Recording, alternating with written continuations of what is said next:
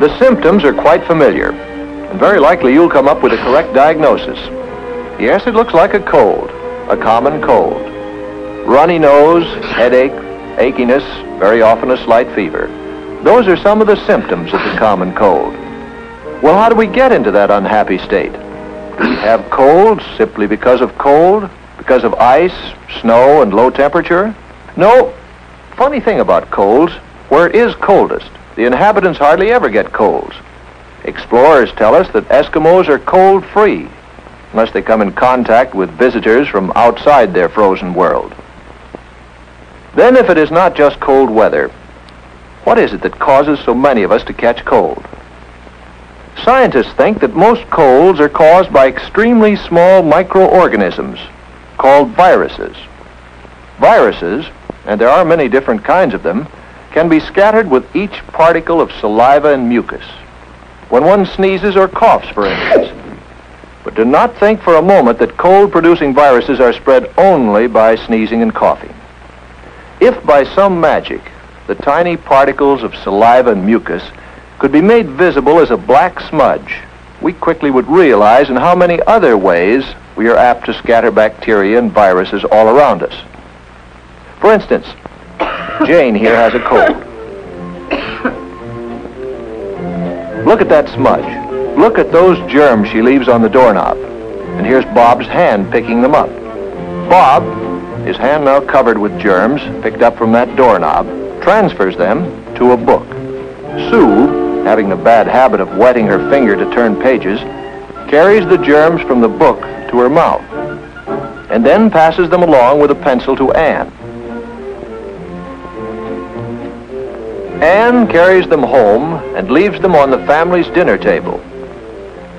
Yes, even during an ordinary conversation, saliva and mucus particles escape our mouth and easily reach others who inhale them as they breathe. Just remember how breath becomes visible on a cold day. How then, with so many germs surrounding us, can we avoid having colds all the time? Well, fortunately, our body has defenses against this enemy. Normally, we breathe through our nose. The nose, as well as the sinuses, the eustachian tubes, and the throat, are lined with a delicate membrane. If, under a microscope, you look at the lining of the nose, we call it the nasal membrane, you can see that it is covered with tiny moving threads. These are called cilia. They move back and forth like stalks of grain when a wind blows over a field. The cilia are covered with a warm, moist, sticky substance called mucus. The nose usually secretes about a quart of this liquid every 24 hours. This mucus, by warming and moistening the air we breathe in, prepares it for our lungs. The mucus also catches and destroys microorganisms, that is, bacteria and viruses. The movement of the cilia carries the mucus down to the pharynx. Then it is coughed out or swallowed into the stomach, where any remaining microorganisms are destroyed by the digestive juices. If these defenses are weakened, the cold virus will gain a foothold and cause the inflammations which so often are associated with the common cold. The common cold is not a serious sickness, but still, medical science as yet has not found a cure for it. Ah, yes, there are remedies galore, all sorts of medications, which soothe pain and headaches and so bring some relief. However, they do not cure colds.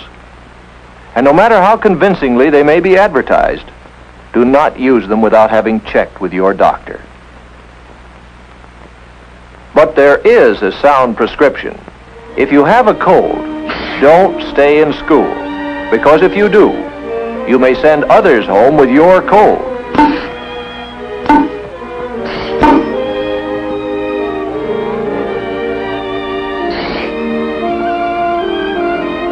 If you have a cold, stay home. Stay in bed.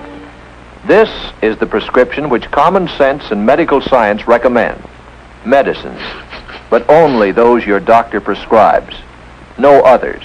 Warmth, rest, which you can get best when you stay in bed. And while you're there, you might as well make the best of it.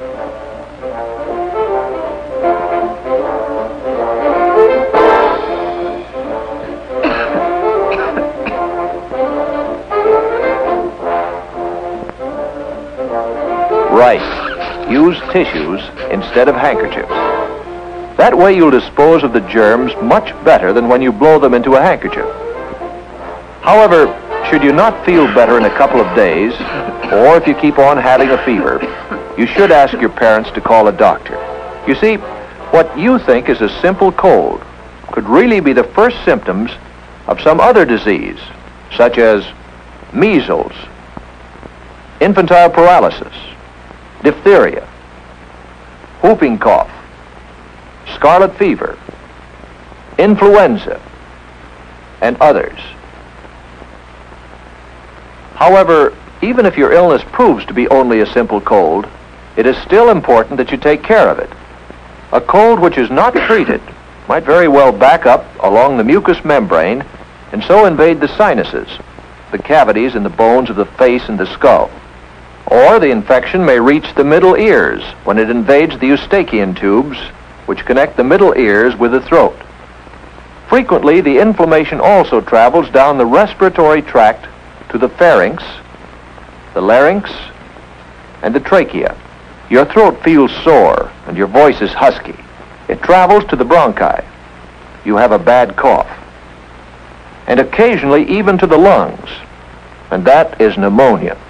These are painful complications, and they often take a long time to clear up. The best defense against the common cold and all these other diseases is to keep up the body's natural resistance. To do so, you must eat regularly and well-balanced meals.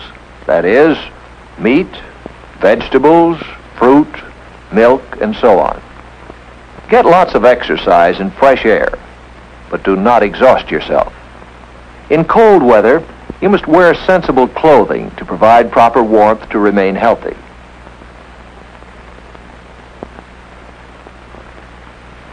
Go to bed at a reasonable hour. While you grow, you need about 10 hours of sleep each night. Sleep recharges the body's energies. Protect yourself against infection. Keep pencils and other things out of your mouth. Never take bites of other people's food. Do not use somebody else's drinking straw or glass, not even within your own family. In the bathroom, for instance, use only your glass. And wash your hands frequently and thoroughly, especially before eating. When you wash your hands, you wash away many of the disease-carrying smudges you may have picked up. But if in spite of all these precautions, you still come down with a cold, let us repeat, take it to bed and stay there until it has run its course.